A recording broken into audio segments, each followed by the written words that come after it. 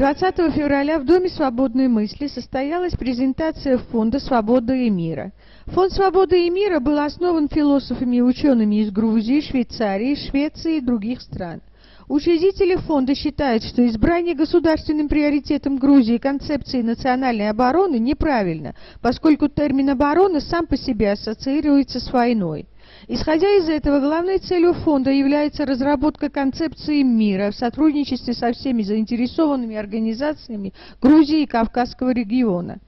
Философы ставят себе целью внесения своей лепты в дело строительства и развития гражданского общества в Грузии, оказание содействия популяризации и практической реализации идей свободы, мира, гуманизма и демократии. Приоритетами фонда будут являться профессиональное исследование внутрирегиональной и международной проблематики в сферах экологии, экономики, культуры, политики и социологии, и изыскание практических путей вывода из проблемных ситуаций и придания им формы, соответствующей стратегической концепции. Для этого фонд будет активно сотрудничать с руководством страны и международными общественными организациями. Работа фонда будет тесно связана с деятельностью международных организаций и дипломатических миссий, аккредитованных в Грузии.